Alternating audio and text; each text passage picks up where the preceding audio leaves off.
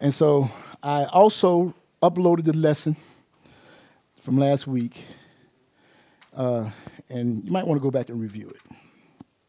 Go back and review it. I added some stuff to it, made it fuller before I put it up. And just it's, we're going to continue on from that lesson, and then we're going to kind of close it out toward the end here. Again, like Maurice said, there's going to be 3 levels of calendar out there. Not saying something different, they're saying the same thing, just in condensed orders. Like you have your pocket calendar, right? The thing that can quick reference. A quick reference calendar, then it's sort of like a wall calendar where you can just, if you want to put dates and things in, you can pop it up and put times and things in that you want there so you can kind of remember where you're at. And then there's the complete study calendar, which has all the scriptures and all the information from the Dead Sea Scrolls, Jubilees, Enoch, and all the books in the Tanakh, all the books within the canon, scripture that you can study. Again, the calendar is not a one-stop deal, right? It's an ongoing evolution, evolving learning, because you need to know why you're doing certain things and what it is. Because a lot of this, as far as these seasons that we're trying to keep, these festivals, these cogs, has to do with the gathering of Israel. It deals with prophecy. It's really intrinsic. All right, so we were using a calendar to break down and say, okay, hey, this is where we're supposed to be when we're supposed to be there. All right, and so we're going to get into that today. All right, I'm assuming we're ready. All right, a quick review. Remember, calendars are just a tool. There were 40 calendars used around the world. The original planetary week is an ancient Babylonian concept. So, your Monday through your Saturday through Sunday concept that's what it comes from. The planets are what they call the wandering stars. The origins of the names of the months of the year, we went over that. Israel's calendar's months are numbers. There are only 13 months in script. There's no 13 months in scripture. The beginning of the year, we discussed that, and we talked about the different types of calendar: lunar solar, solar, and lunar solar. Okay, we looked at 3 types of calendars last week, and like I said, I suggest you go back over that lesson that I reposted. We looked at the full moon with the Shabbats and their alternate dates. Right? They have alternate dates that some believe. Not everybody believes like that, but there is a group out there I need you to be aware of. We talked about the crescent moon with Shabbats, feast days in line with the traditional dates of the what they call the Jewish calendar or the Hebrew calendar. That's the name of it they gave it. The 2 in one calendar, the lunar for feast and the solar for Shabbat. So when you look at the traditional one, you see they've merged it with the Gregorian calendar. They use the Gregorian calendar as their Shabbat calendar, right? So they just assimilated their Shabbat to the Saturday throughout 365 days. But for their feast calendar, they use a moon-based calendar, which is 354 days, which requires them to have to add a 13th month in order to recalibrate it to a 364-day calendar. Keep that in mind. That's why I say this is something these are details that we went over, but you're going to have to go over them again, believe me. We reviewed some of the scriptures that are commonly used for proof texts. Within those calendars, we defined a month, solar cycle month, and a lunar cycle month and a solar cycle month.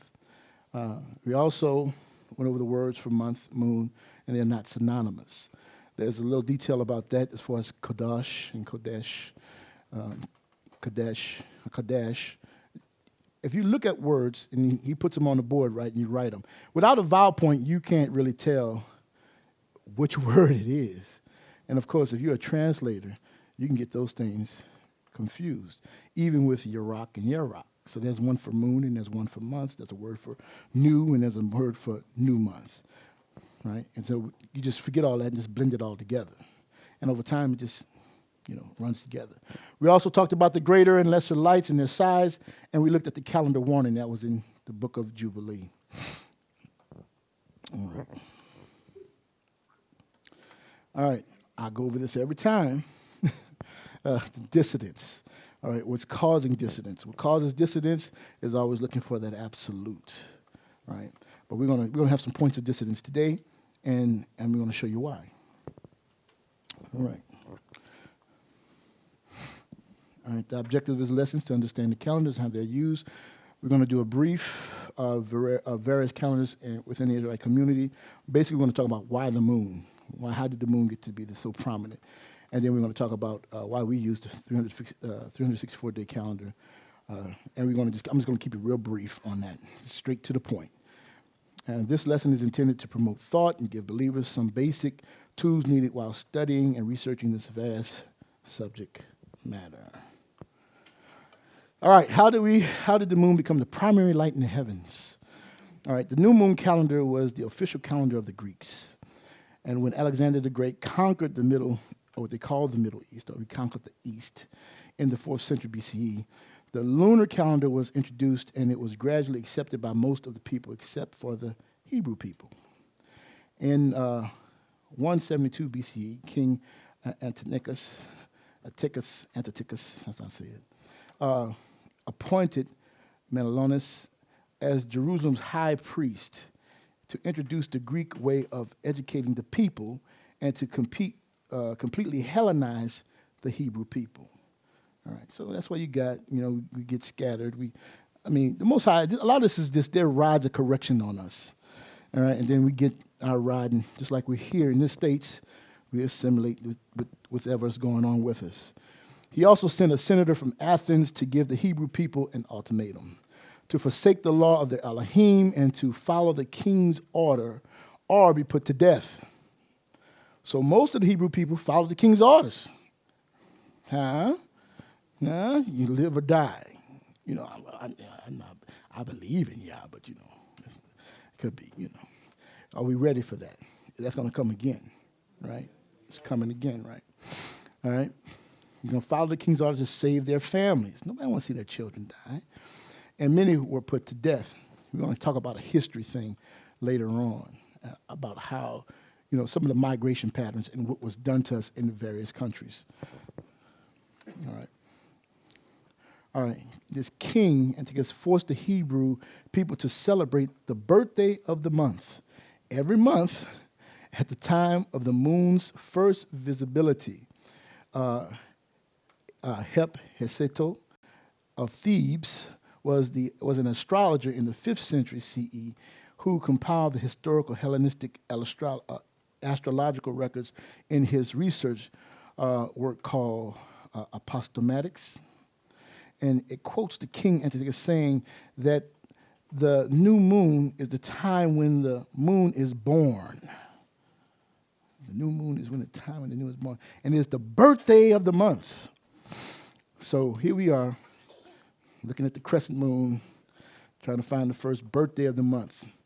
And but Antiochus of Athens also said also that this method has a certain truth to it. Observed, he said, on a given day that the moon is born, and to this number add 180 days, and always deduct 29 from the birthday of the month. In 67 BCE, King Antiochus returned to Jerusalem after his second campaign in Egypt, or Mitzrayim, and he immediately banned the Hebrew belief and the solar lunar calendar, and prohibited all religious practices. He dedicated the temple in Jerusalem to Zeus, Yahuah of the heaven, Baal Shamim, and ordered the Hebrew people to worship Zeus and to participate in festivals honoring Dionysus, who was Zeus' son, who was called Bacchus by the Romans. The festival, called Bacchanalia, was held in March 16th, March 17th, to pollute the Hebrew spring equinox day and the New Year's Day. When King Antiochus began sacrificing swine and making abominable offerings in the temple, this began the Maccabean revolt. All right.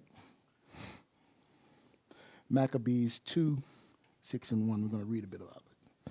Not long after this, the king sent an old man of Athens to compel the Jews to depart from the laws of their father, and not to live after the laws of Elohim, and to pollute also the temple in Jerusalem, and to call it the temple of Jupiter Olympus, and that the Gerizim of the Jupiter, the defender of strangers, as they did desire that dwell in the place. 6 and 7. And in that day of the king's birth, every month they were brought by bitter constraint to eat of the sacrifices. And when the fast of Bacchus was kept, the Jews were compelled to go in a procession in Bacchus carrying ivory. All right.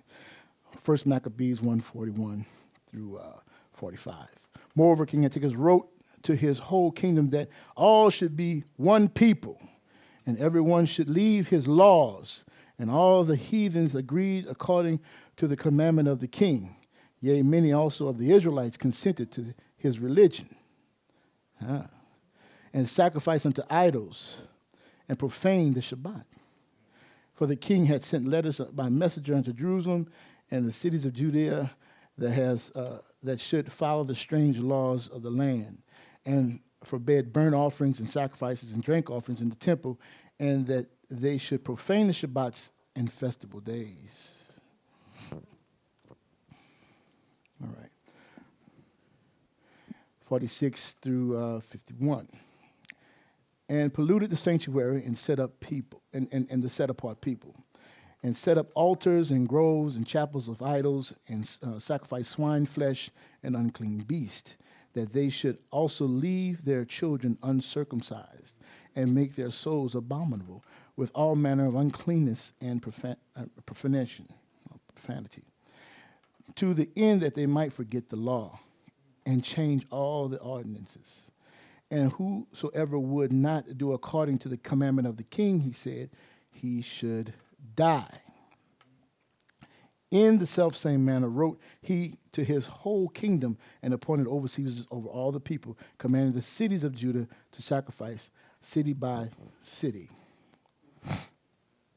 Now, Dionysus and Bacchus festival is still celebrated to this day, and it is called Mardi Gras. And it includes the Bacchus parade. The date of this celebration was later changed to be on the day before Ash Wednesday. And the name New Year's Day, March 17th, was later changed to be called St. Patrick's Day. And it is the welcome sign on the first day of spring, with its festivals of green clothes and green hats and green food and green drinks. Now I grew up doing this. You know, I'm from New Orleans. So we went to the Bacchus parade, every year. Didn't know what we was doing. Didn't even know what it was about. We just out there, throw me something, mister. Throw me something, mister. All right. Then you have St. Patrick's Day, right? All right. King Antiochus took away the freedom of the Hebrew people to worship Yahuah, and forced them to honor Zeus as Elohim, and his son Bacchus son of Elohim. And this happened in exactly 350 years, as Daniel stated, from the time King Darius began his reign in 521 BCE to the time King Antiochus enforced his Hellenization policy on the people in 171 BCE. The Jubilee timing is 350 years, or 7 Jubilees. And King Antiochus died 1,335 days after the dedication of the Temple of Zeus, and 1,290 days after he forced swine on the altar of Yahuah. So Daniel 7:25. So this is how we got to this point where things are, or were, or is, should I say. And he shall speak great words against the Most High, and shall wear out the saints of the Most High, and to think to change times and laws, and they shall be given into his hand unto a time and times and the dividing of times. And I heard the man clothed in linen, which was upon the waters of the river, when he held up his right hand and his left hand unto heaven, and sware by him that lives forever, And it shall be for a time, times and a half, and they shall have accomplished to scatter to accomplish to scatter the power of the set apart people. All these things shall be finished. And from that time that the daily sacrifice shall be taken away, and the abomination that maketh desolate set up, there shall be 1,290 days. Blessed is he that waiteth and cometh to the 1,350, 530 days. Before go, but go thou thy way. Okay. But go thou thy way until the end, for thou shalt rest and stand in thy lot at the end of days. All right. Back to the Maccabees. All right. Maccabees 1:57 through 60. And on the 15th day of the month of Kislev, in the 145th year of King Antiochus, he set up the abominable idol of the desolation upon the altar of Elohim. And they built altars throughout all the cities of Judah and round about. And they burnt incense and sacrificed at the door of the houses and in the streets. And they cut in pieces and burnt with fire the books of the law of Elohim. And every one with whom the books of the testament of Yahuah were found, and whosoever observed the law of Yahuah, they put to death, according to the edict of the king. That's coming again, and it's fast approaching. All right? What's been done before will be done again. All right. Thus, by the power did they deal with the people of Israel, Yasharal, that were found in the cities month after month. And on the 5th and 20th day of the month, they sacrificed upon the altar of the idol that was over against the altar of Elohim. Now the women that circumcised their children were slain according to the commandment of the king Antiochus. And they handed the children back, they hanged the children about their necks. So you got your child and they hang them about your neck so you can remember what you did. Little babies, about the neck in their houses, and those that had circumcised them, they put to death.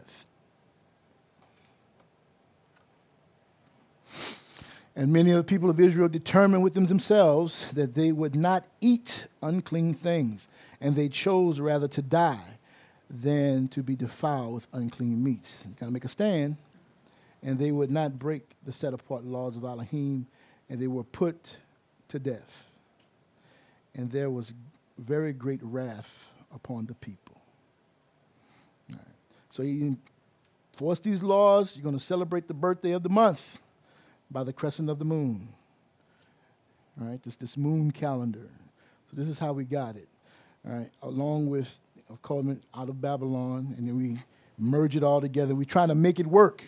Let's please the king. We don't want to offend the government. We want to. Everybody got groups, right? So you had just the Pharisees. You had all kinds of groups within our communities, just like we have now, right? And then there are those that will stand on the word, and those that will compromise the word for the sake of, protecting my children. I'm gonna try to do to protect my children, instead of just saying, well, Yahuah, we belong to you anyway. All right. All right. The book of Jubilee was written during this time. This is when the book of Jubilee was written. And it was preserved, and it preserved the calendar. It warned the Hellenistic Yahudim, the Jews, to guard themselves against keeping the Athenians calendar that began the year at the first new moon after the summer solstice. That's the way it's done now, or was done, should I say. And the writers of the book of Jubilees feared that if the Hebrew people observed the Athens calendar and the king Antiochus' monthly new moon birthday festivals that begins the Greek months, that they would forget the 364-day calendar. They would lose track of their Shabbat days and forget their monthly festivals on the first day of each solar month, and forget the annual feast days as they are all on fixed days. As they are all on fixed days every year, so they don't change, based on the spring equinox that bookend the year.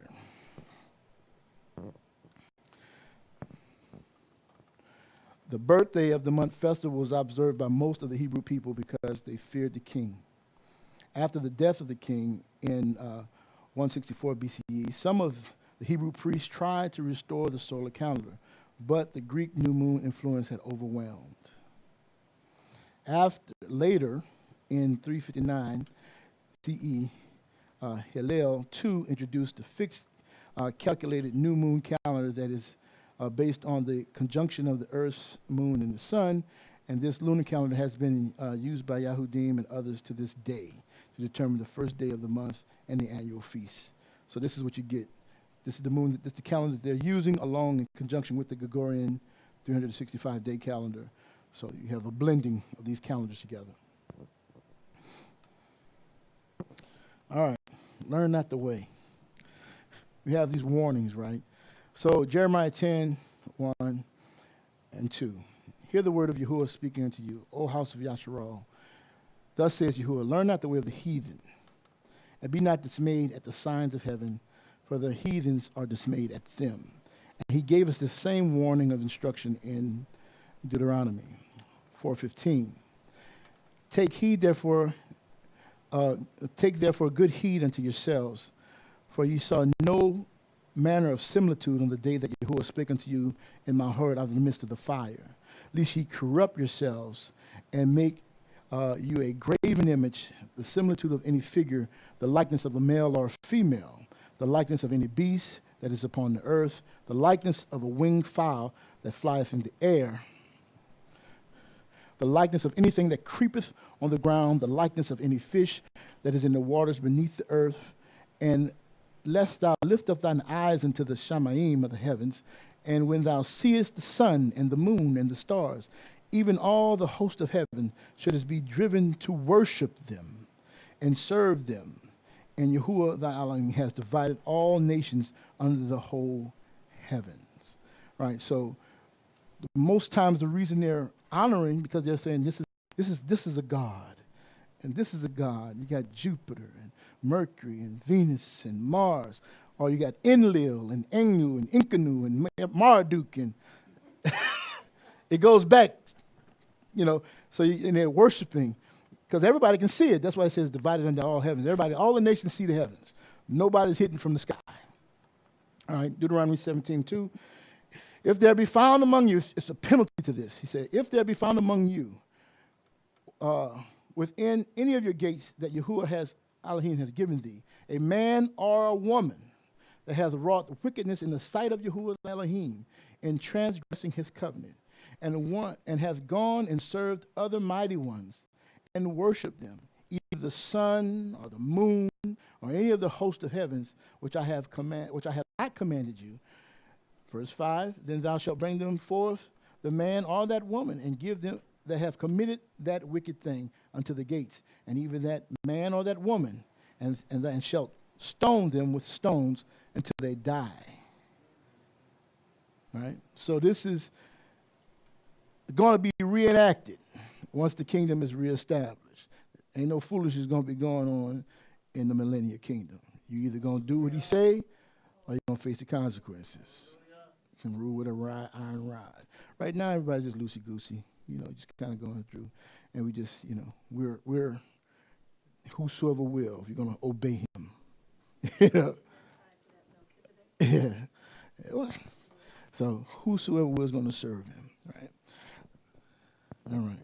I got a principal root, so I call it the principal root.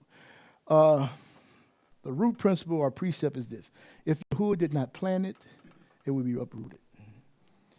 If it doesn't produce good fruit, the root will be cut out of the ground. And if it violates Yahuah's order, it will be plucked up by the roots. So all right? So here we go. Matthew 15:13. And he answered and said, every plant which my heavenly Father has not planted shall be rooted up. Luke 3:9. And now also the axe is laid unto the root of the tree, and every tree wherefore which they bring not good fruit is hewn down and what? Cast into the fire. 2 Chronicles 7:19. And if ye turn away, forsake my statutes and my commandments, which I have set before you, and shall go and serve other mighty ones, or Elohims, and worship them, then I will pluck them up by the roots out of my land, which I have given them. And this house, which I have sanctified for my name, I will cast out of my sight, and will make it be a proverb and a byword among all nations. So apparently we did that. We got plucked up out of the land, and we didn't even know our heritage. We just not coming to understanding who we are again, right? So turning back to Yah, thank Him for His mercy and His favor. All right, so we almost done, y'all. I'm gonna tell you right now, we almost done. It seems like it's a quick lesson, but almost done. All right, why we use the 364-day calendar? The reason we use the 364-day calendar is based upon these factors: the witness of the solar year month of counting used in the account of the flood account, of Noah's flood account. We also have the witness of the Torah and other writings showing that the feast days of Yahuah are fixed times connected to agricultural cycles, sabbatical, and jubilee years. These things are fixed and cannot be moved.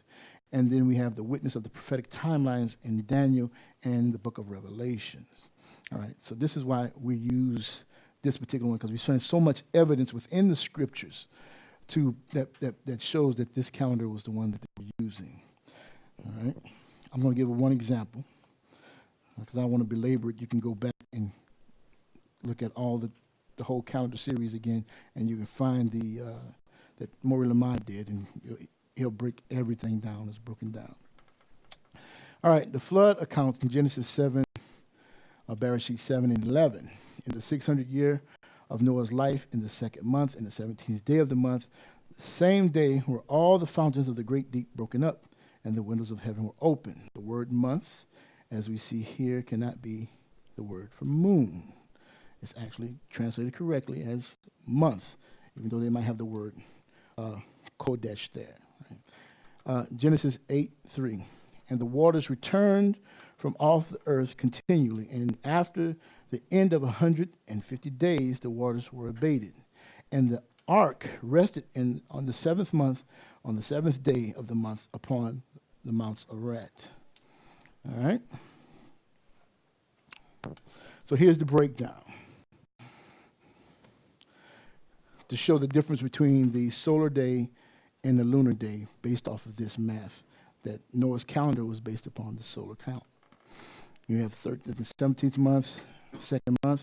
It was day 13. 13 days he was gone. So on the 17th, minus the 30 gives you 13. Then the third month, solar month, is 30 days. The fourth month is 30 days. The fifth month is 30 days.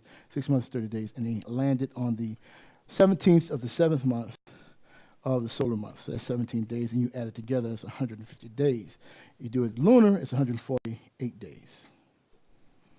All right. So Noah's calendar is a solar calendar and not a lunar one. And the lunar months, the months alternate 30 days, 29 days. So you'll see that back and forth, 39, 29, 39. But in solar months, it's 30, 30, 30. You know, with the intercalculated of the seasons, one day. 30, 30, 31, 30, 30, 31. All right. Don't worry, we'll get to it. All right. Noah's calendar is a solar calendar and not a lunar one. In the lunar months, the months alternate. 30 days, 29, or maybe even 30, 30 at one point, but the next is 29. And sometimes 29 and back to 29, back to back. So the math wouldn't match up with the moon cycles, but can match up with the solar cycles every time. Also, take a look at the word month. You can see that the word month, this doesn't make sense, you know, knowing that the count could not be lunar. So it couldn't be moon for month. It's actually a solar month. All right. Okay. Shalom, shalom, everyone. We're going to pick back up where the video cut off at. I'm sorry for the inconvenience again. Not sure why it happened. All right. Nevertheless, we'll start here. All right. Noah's calendar. Bereshit, Genesis 8 and 20. And Noah built an altar unto Yahuah, and took of every clean beast and of every clean fowl, and offered a burnt offerings on the altar. And Yahuah smelled a sweet savor, and Yahuah said in his heart, I will not again curse the ground any more for man's sake. For the imagination of man's heart is evil from his youth. Neither will I again smite any more every living thing as I have done. While the earth remaineth, seed time and harvest time, cold and heat, and summer and winter and day and night shall not cease. Now this is an agricultural calendar. So Noah now has to start sowing into the earth. He has to now start an agricultural year. This will be used later in conjunction with work and rest on the Shabbat. Then the labors done in the field will be used for feast days. 3 times a year, we are to come to Yahuah not empty-handed. Now notice all 3 are linked together.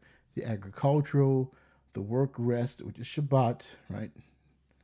6 days you work, 7 days you rest, and then the feast days. All of these coincide together in the feast day calendar that Yahuah has, so the 364-day calendar. All right. What we have here is a visual of the how the calendar looks over a course of a year, right? So we'll start with the winter.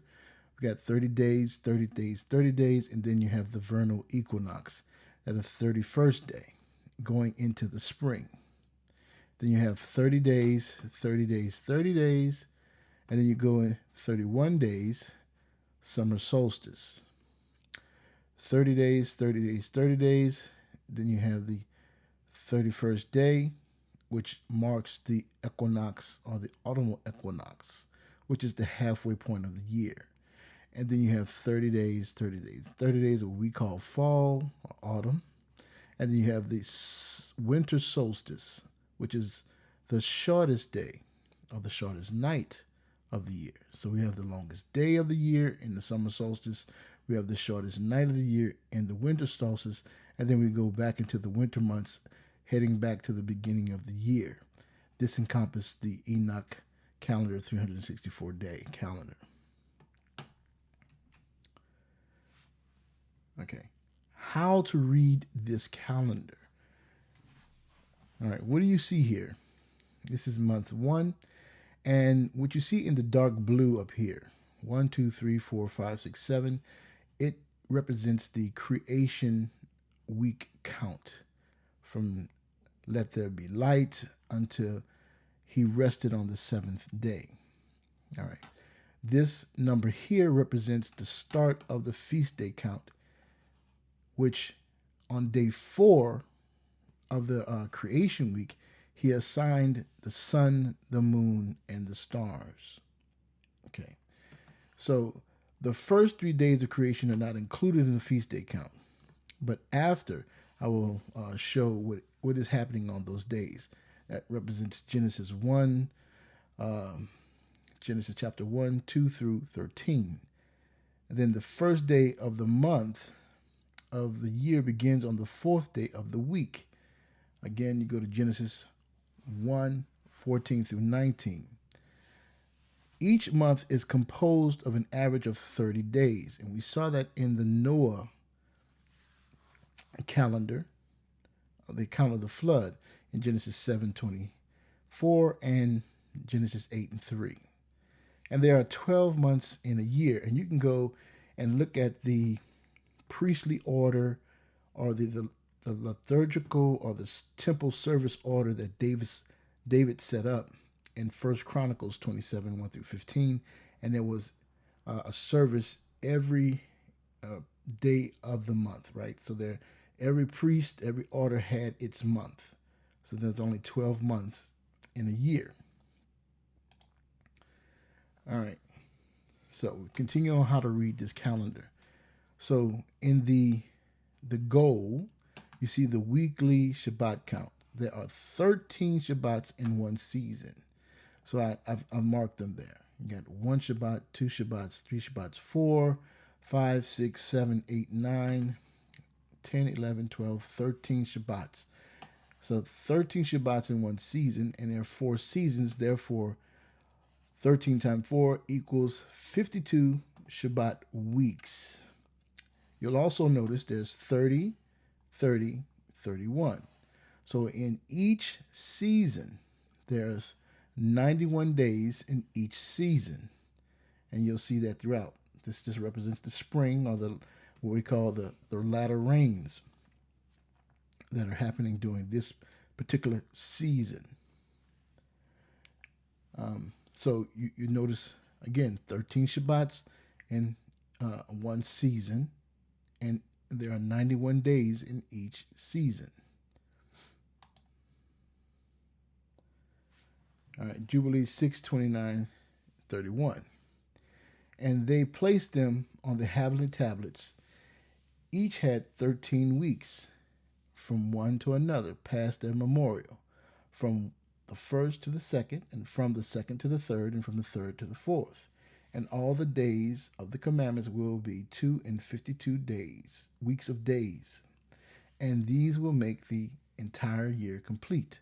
Thus it is engraved and ordained on the heavenly tablets. And there is no neglecting this command from a single year or from year to year. So again, 13 Shabbats in one season. That's 4 seasons. That makes 52 Shabbat weeks. 52 weeks in a year.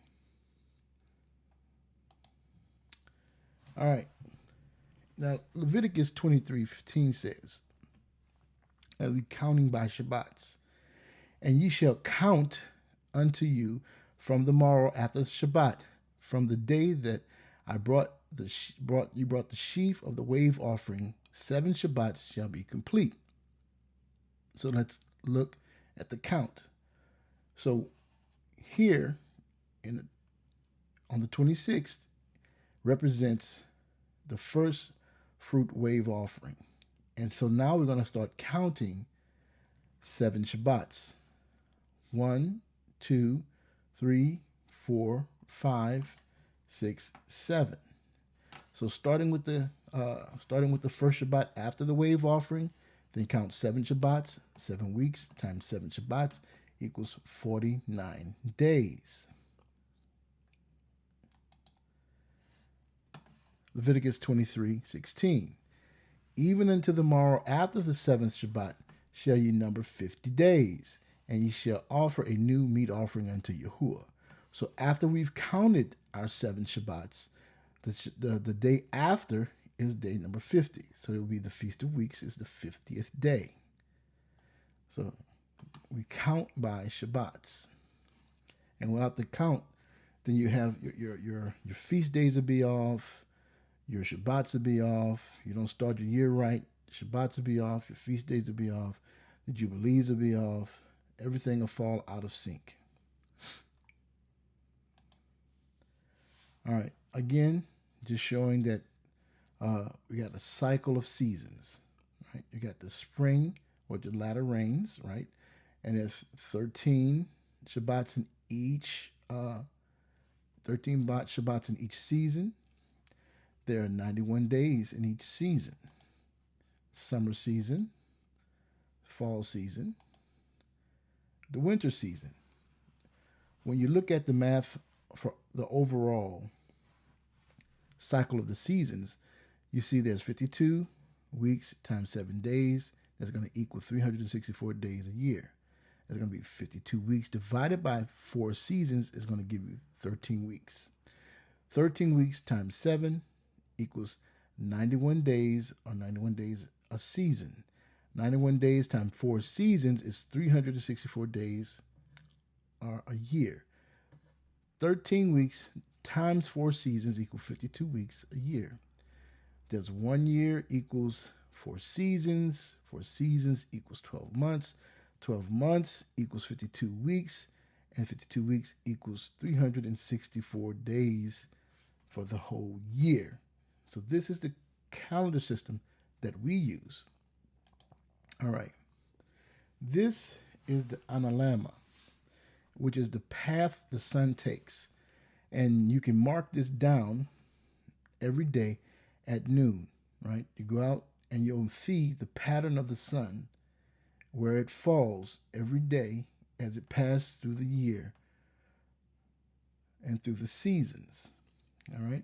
So we'll start here. You'll notice at the vernal equinox, then it goes to April, then there is May, then June, July, right? It passes through the summer solstice to July, August, through September.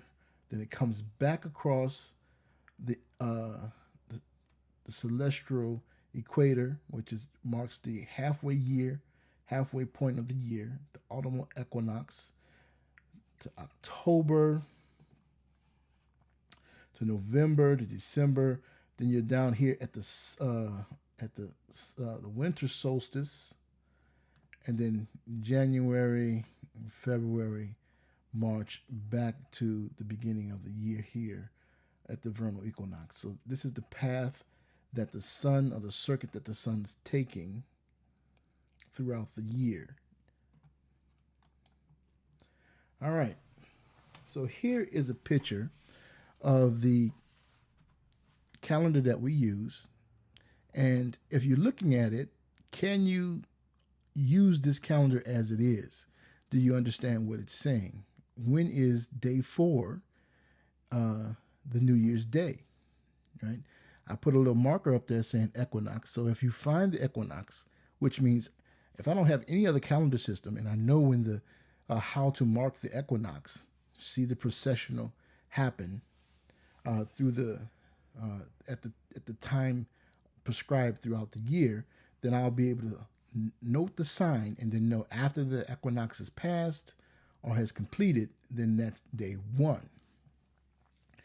But if you don't have that luxury, or you don't know what it looks like, or you don't know how to mark it, then you have to understand that we're going to be using 2 different calendar systems.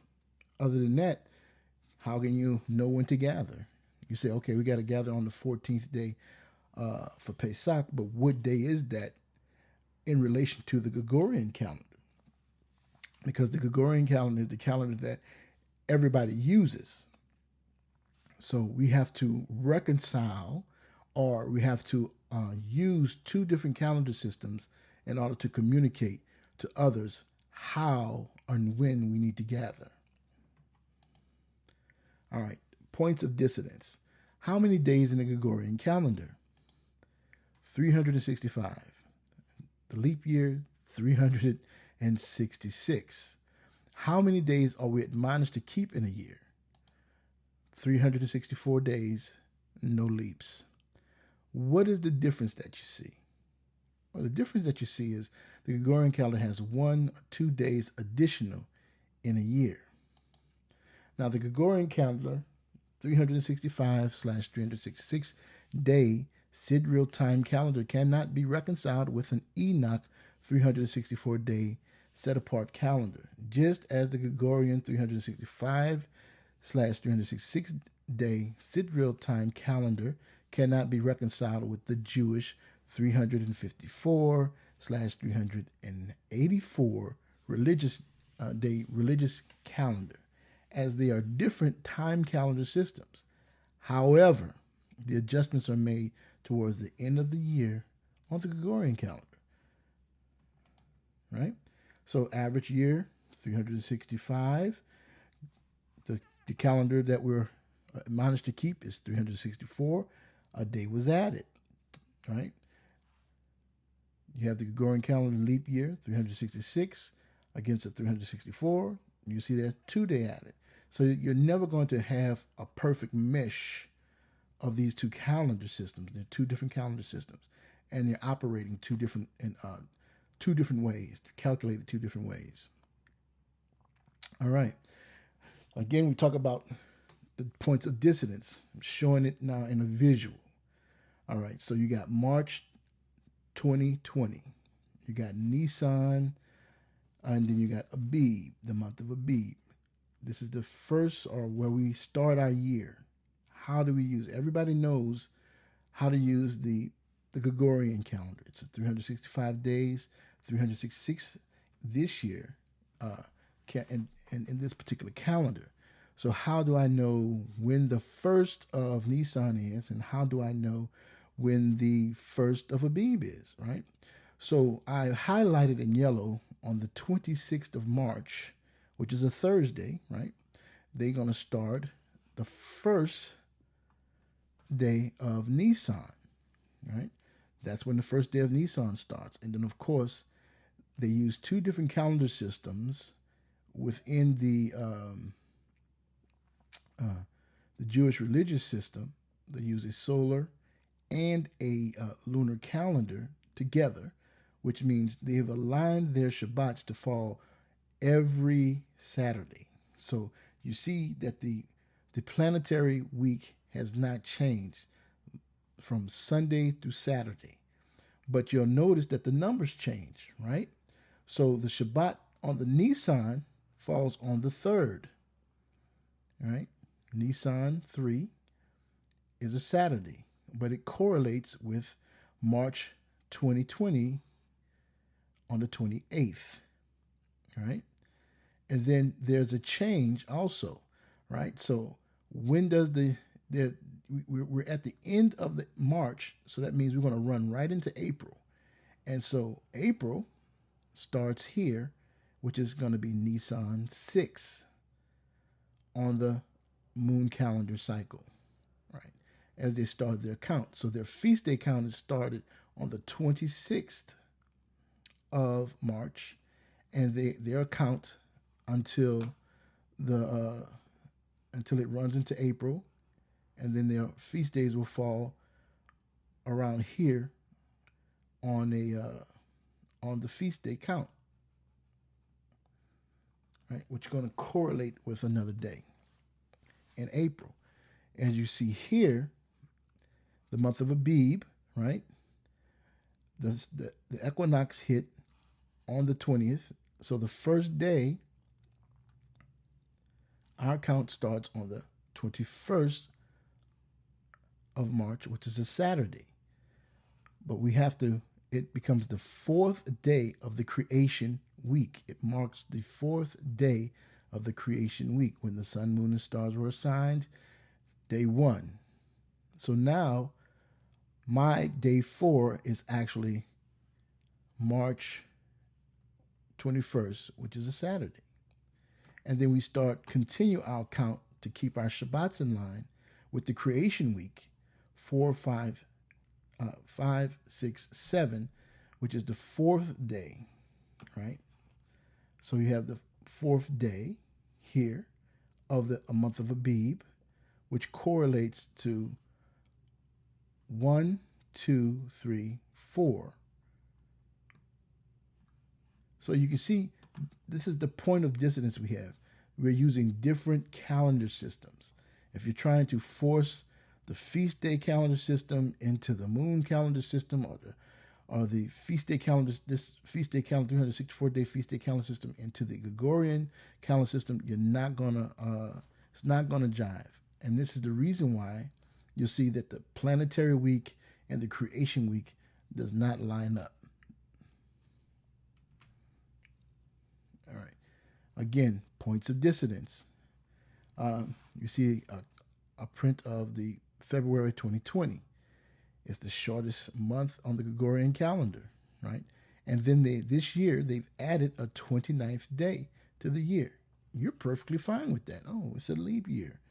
No problem, because it's something that you've been living with for all your life. Now, up to this point, you understand. But it makes the year 366 days, right? And you accept that. You accept whatever reason they give you for it. You notice also there are 6 months with 31 days and 5 months with 30 days. So it's just a manipulation of how time is moved from one place to another. Remember how before February didn't even exist in the calendar account as far as the Romans were concerned. And then when they did add it, they began to change the names, like July. July became Julius, is named after Julius Caesar. And they wanted 31 days in that month, when Augustus became emperor, he said he wanted a month. They named August after him, and he says his day is not going to be shorter than Julius, so he's going to add. He had 31 days to his month. So they're just moving time around or adjusting days around so it'll fit on the calendar. So that makes February just a junk month, right? You just ad hoc. I can put what I want in there. I can add, I take away whatever I want. So you have to understand, that's why we went over the history of the calendar so you can be able to get this information and know how calendars work so you don't get yourself all tied up and twisted because something doesn't match against the Gregorian calendar system. You're not using the Gregorian calendar system, you're using a different system. 364 days is what we've been admonished to use. It keeps us straight. All right, the Gregorian calendar system has nothing to do with the 364-day feast day calendar system. Remember that. Keep that in your mind. The Gregorian calendar system is something that we use for civil business. Our work days, when we got to be at businesses, how do we communicate with everybody else in our jobs, at our appointments, for doctor appointments. You use the Gregorian calendar.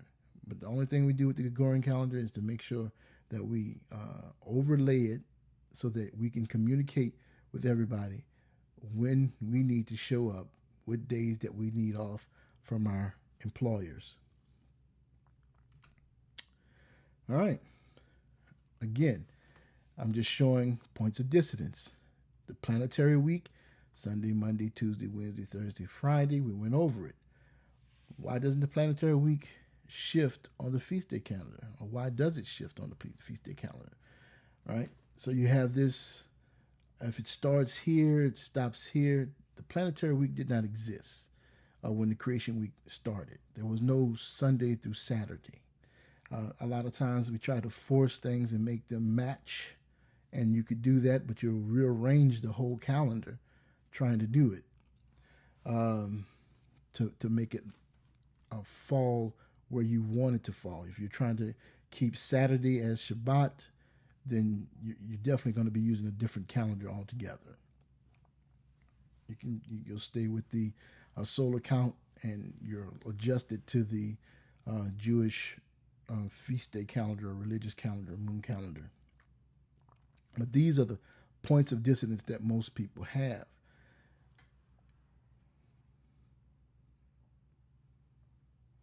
So let's look at it. All right, March 2020, the Gregorian calendar system. All right, you see the equinox starts on the 17th, and then there's a processional where it happens between the evening of the 17th until the eve of the 20th. There's a processional that happens here as far as how the sun and the moon operates in the sky, and the sun goes through specific star clusters, marking, okay, this is the first, this is the beginning of spring. All right, and after the equinox is complete, then you start your feast day count, day one. So this becomes feast day count day one of the year on the Gregorian calendar system. Then I can count day one for the feast, day two for the feast, day three for the feast, 4, 5, 6, 7, 8, 9, 10, 11, right? And I keep on going. Day 12, 13, 14.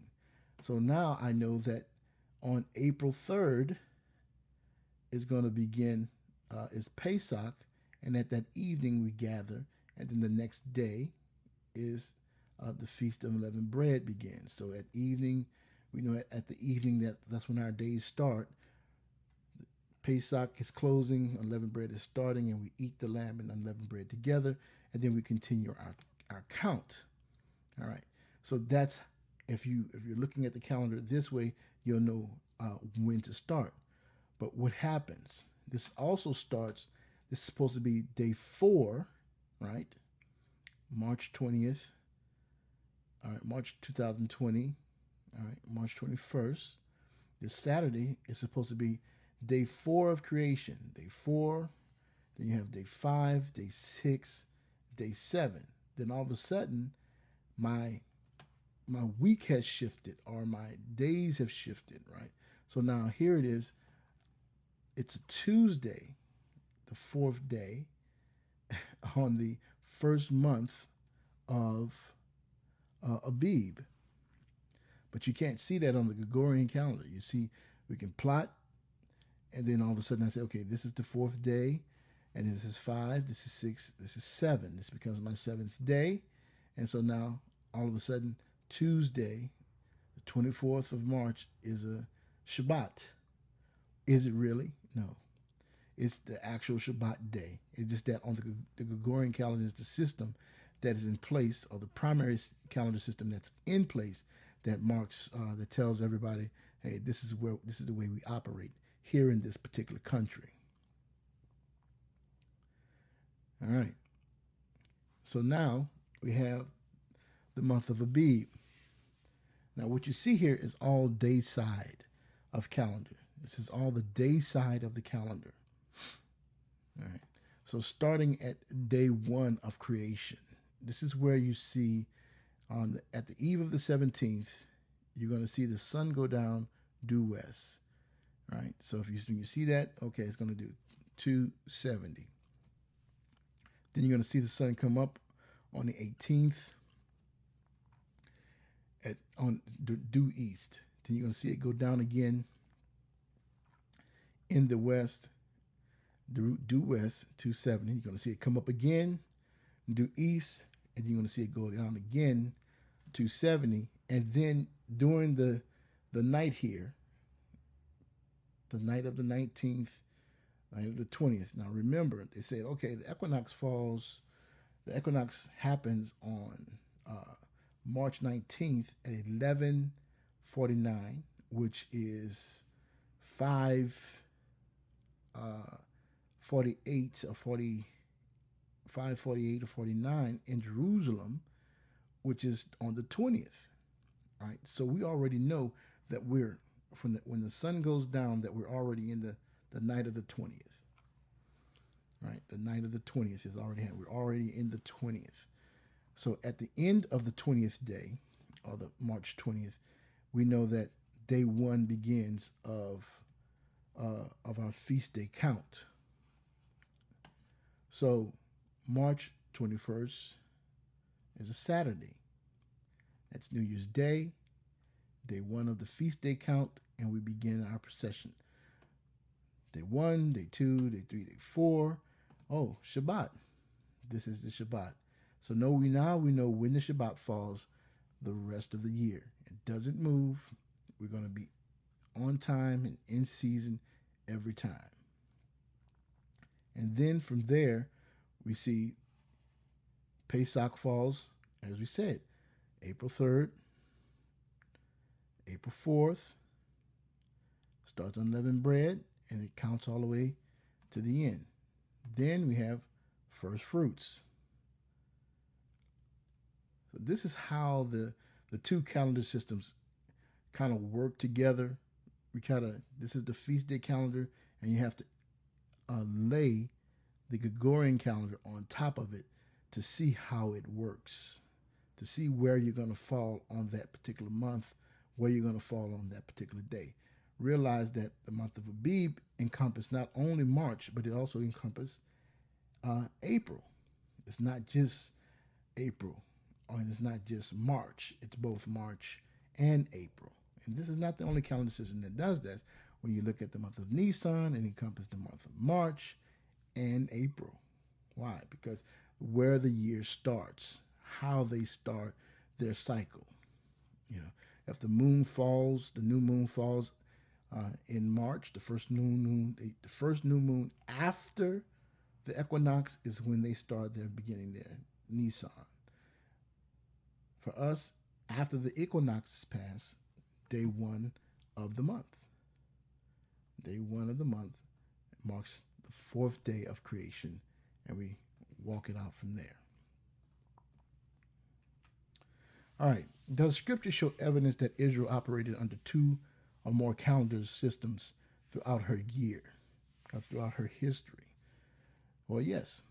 1 Kings 6:1, and it came to pass in the 480th year after the children of Israel were come out of the land of Mitzrayim, or Egypt, in the 4th year of Solomon's reign over Israel, in the month of Ziph, which is the 2nd month, that he began to build the house of Yahuah.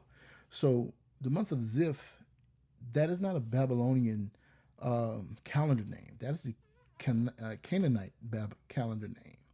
So they were using the Canaanite calendar, and they were using the Hebrew calendar. And it was letting you know that the month of Ziph correlates with the 2nd month. So month of Ziph, 2nd month. So let you know. Not that they're the same thing, but if you want to know what month it was the 2nd month on the Hebrew calendar, but it's the month of Ziph if you don't understand that. All right, you see here in the 11th year in the month of Bull, which is the 8th month. So now you see 2 calendars again. The month of Bull, Canaanite, 8th month, Hebrew. Here we got it again. And he assembled all the men of Israel, assembled themselves unto the king Solomon at the feast in the month of Ethium, which is the 7th month. So Ethium and the 7th month is 2 calendar systems. We see it again in the 1st month, that is the month of Nisan. All right, so this is the 1st month of the Hebrew calendar, which is Abib, and the 1st month of the Babylonian calendar, which is Nisan. They're using 2 calendars. And then they say, the 12th month and the month of Adar correlate. So the 12th month and the month of Adar. So there's 2 calendar systems being used. So always remember, as you're studying out the calendar systems, that each calendar system is different. The Gregorian calendar system does not match a 364-day calendar. The Jewish Babylonian calendar system does not match the 364-day system. They cannot be reconciled to it. You got 364 days versus 365, or 354, or 384. It tells us that we're only supposed to be 52 Shabbats in a whole year, right? So 52 weeks of Shabbats, 52 weeks in a year, right? This is all we're supposed to have in 364 days. And we'll stay accurate with our Shabbats and sabbaticals and with our feast days and how we bring in from year to year. So with that, I say shalom. If you have any questions, please email us or type in the chat, and we'll get to you as soon as we can.